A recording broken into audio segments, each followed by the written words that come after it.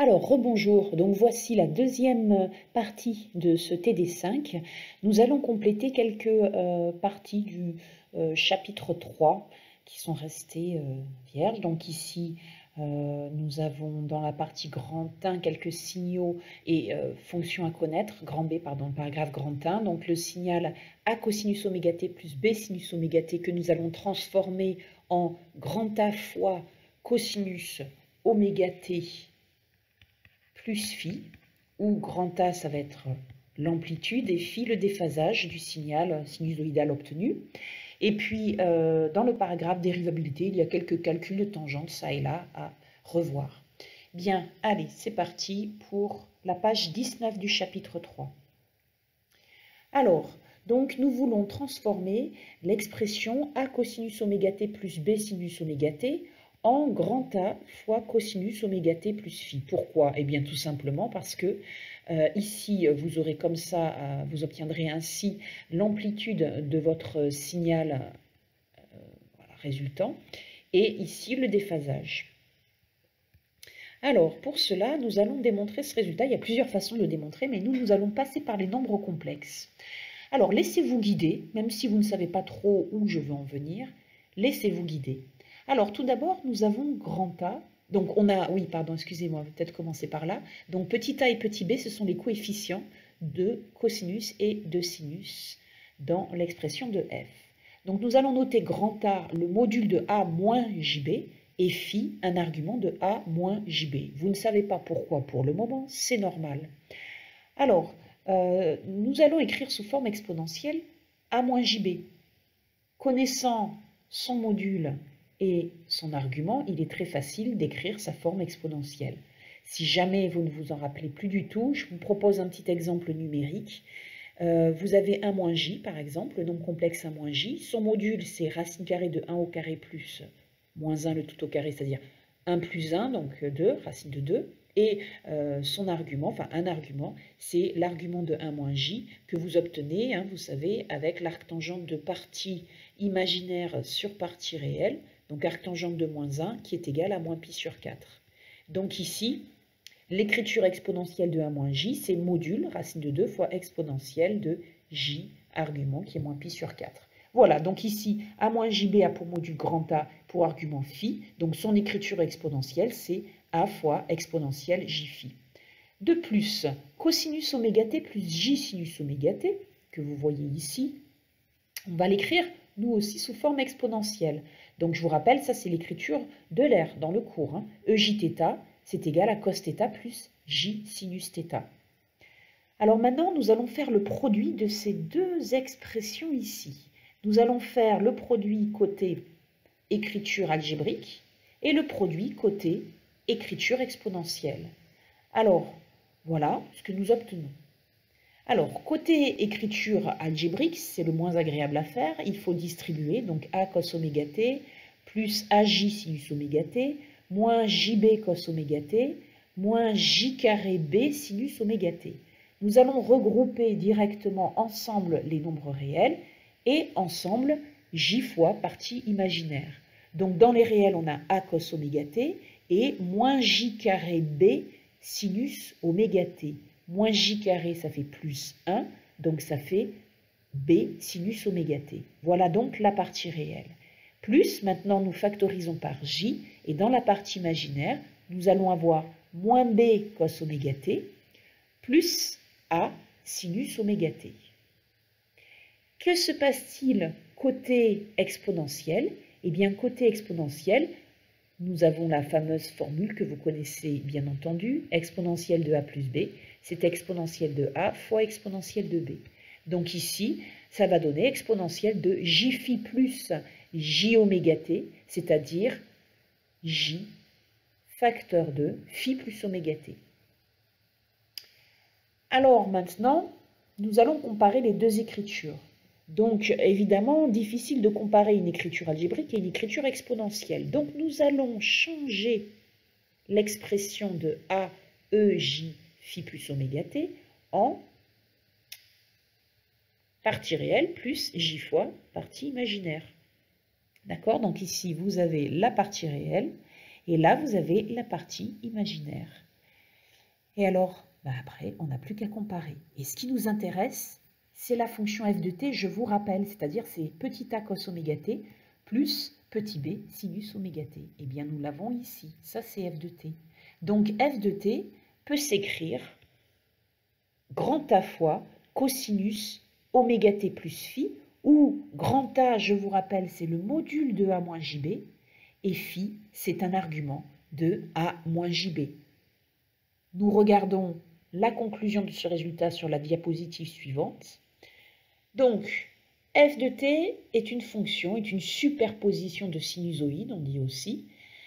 Nous cherchons son amplitude et son déphasage. Pour cela, il suffit de calculer le module de petit a, qui est le coefficient de cos, moins j fois b, le sinus, le coefficient de sinus, et phi, c'est un argument de a moins jb. Voilà. Donc, la représentation graphique que nous obtenons, vous avez ici le signal en rouge, grand A cosinus oméga t plus phi, dont vous allez obtenir ici les valeurs grand A et moins grand A, puisqu'il s'agit de l'amplitude du signal. Et puis phi, le déphasage par rapport à la fonction ici en bleu, c'est g de t, c'est-à-dire, voilà, c'est écrit là, c'est grand A cosinus oméga t. Donc f de t, c'est avec le déphasage de phi. Ici, vous avez le déphasage de phi. Voilà, alors une application numérique. Donc, un exemple, vous avez la fonction cos pi t plus racine de 3 sinus pi t que nous venons écrire sous forme grand A cosinus de oméga t plus phi. Alors, oméga, vous voyez, il faut bien ici visualiser. Oméga, voilà, c'est écrit ici. Oméga, c'est pi. OK. Voilà. Ensuite, A, c'est le coefficient de cosinus, donc c'est 1. Et B, c'est le coefficient de sinus, c'est-à-dire racine carrée de 3. Donc, nous n'avons plus qu'à calculer l'amplitude du signal. C'est le module de A moins JB d'après la formule que nous venons de démontrer, c'est-à-dire le module de 1 moins J racine de 3, ce qui fait donc 2. Et phi, un argument de 1 moins J racine de 3. Donc, nous pouvons utiliser la formule arc-tangente de partie imaginaire sur partie réelle. La partie réelle est positive, donc nous n'avons pas à ajouter ou enlever pi. Vous vous rappelez de ça, lorsque la partie réelle est négative, on ajoute et on enlève pi, ou on enlève pi. Voilà, donc on trouve moins pi sur 3. Voilà donc l'expression de f de t avec son amplitude et son déphasage ici, pi sur 3. Et voilà la représentation graphique. Voilà, donc ça peut vous être utile lorsque vous avez une superposition de sinusoïdes dont vous cherchez l'amplitude et le déphasage. Alors maintenant, passons à la partie dérivée.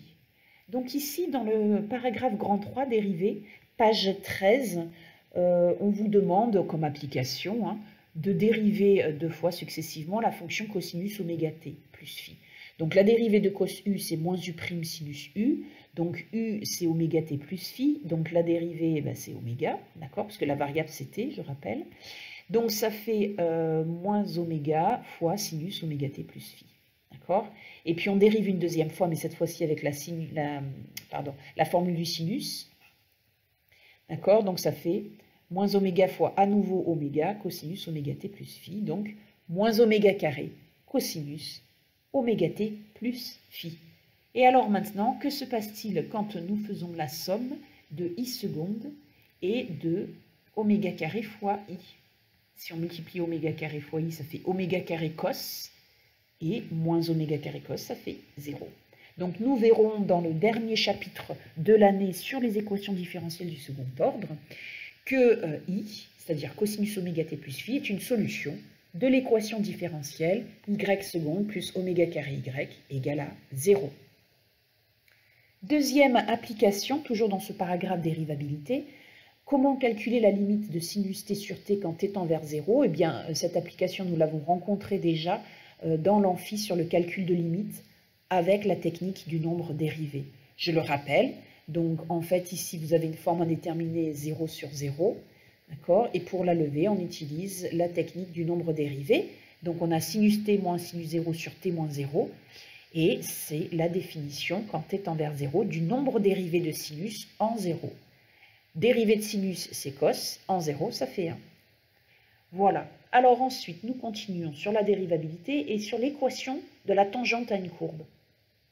Voilà, donc je vous avais expliqué en TD que la limite quand x tend vers a de f de x moins f de a sur x moins a, c'est f' de a. Et c'est le coefficient directeur de la tangente à la courbe au point de coordonnées a, f de a.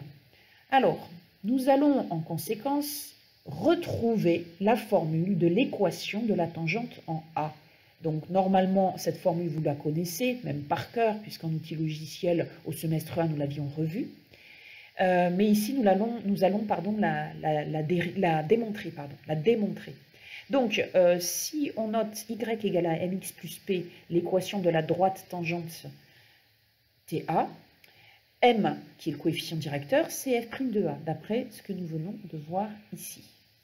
Nous allons maintenant calculer p, l'ordonnée à l'origine. Donc, pour l'obtenir, on choisit un point sur la tangente, grand A, par exemple, qui a pour coordonnée a, f de a. Donc, ces coordonnées vérifient l'équation de la tangente.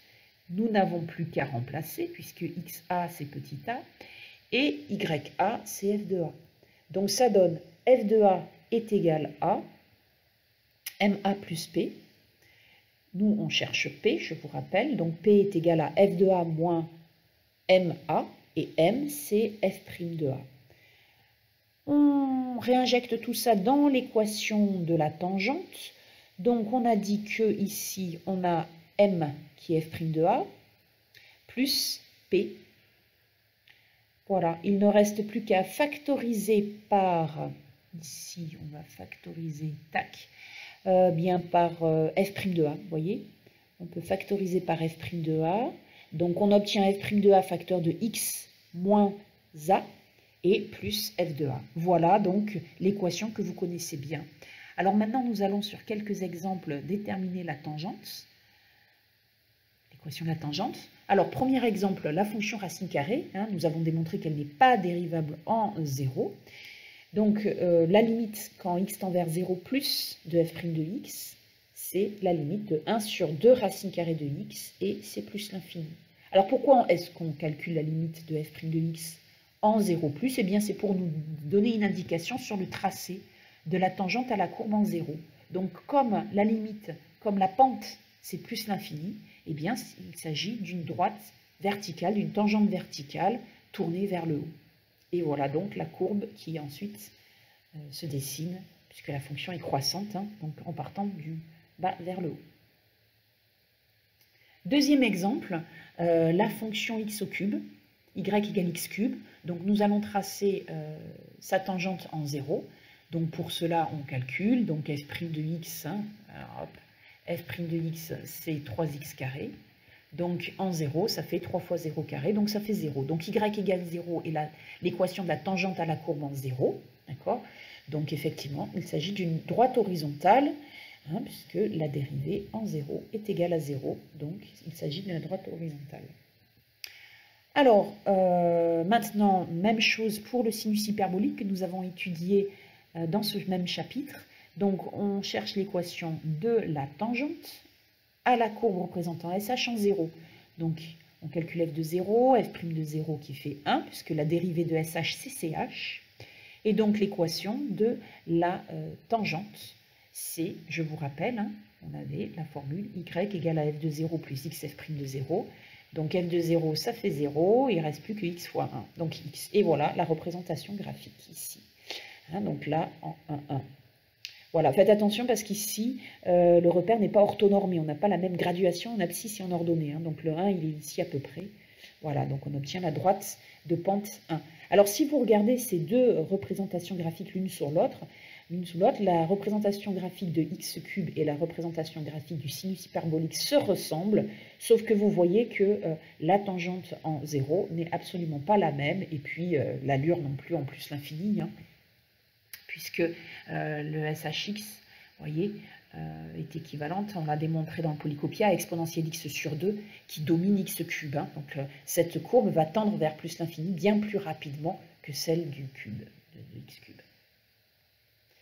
Alors, dernier exemple, V de t, la valeur absolue de sinus de t, qu'on appelle un redressement double alternance. Nous allons chercher à étudier la dérivabilité de V en 0. Alors, qu'est-ce qui se passe sur R+? Sur R+, on peut enlever les valeurs absolues à certains endroits. Bon, enfin bon, en tout cas, ouais, disons que oui, il faudrait étudier d'abord sur l'intervalle 0 de pi, et puis ensuite généraliser. Bon, alors nous, on nous demande la dérivabilité en 0. Donc on calcule la limite due à la pente, d'accord? Donc V de t moins F de 0 sur t moins 0. Ça donne valeur absolue de sinus t sur t. Donc on est obligé de faire deux cas de figure, puisque la valeur absolue de sinus t, eh bien, ça va être égal à sinus t si sinus t est positif, d'accord? Et à l'opposé de sinus t si sinus t est négatif. Donc voilà pourquoi on est obligé de faire deux cas de figure, en 0 plus et en 0 moins. Pourquoi? Parce que quand t tend vers 0 plus, le sinus il est positif. D'accord? De ce côté-là, le sinus il est positif. Et quand t tend vers 0 moins, eh bien de ce côté-là, le sinus t est négatif. Donc on obtient la limite en 0 moins, la valeur absolue de sinus t est remplacée par l'opposé de sinus t, et donc la limite de moins sinus t sur t, c'est moins 1. On a vu à la page précédente que la limite quand t tend vers 0 de sinus t sur t est égale à 1. Donc c'est valable en 0 plus et en 0 moins. On calcule maintenant la limite en 0 plus. Donc valeur absolue de sinus t devient sinus t. Et donc la limite obtenue c'est 1. Donc nous n'obtenons pas la même valeur à gauche ou à droite. On note que le nombre dérivé de V en 0 moins, comme ça qu'on le note, c'est égal à moins 1, qui est différent du nombre dérivé de V en 0 plus. Donc, V n'est pas dérivable en 0. Et graphiquement, regardez ce qui se passe. Eh bien, en 0 plus, nous allons avoir la tangente qui va avoir pour pente 1, d'accord? La droite d'équation y égale x, ici, on obtient. Et puis, en 0 moins, nous obtenons la droite y égale à moins x.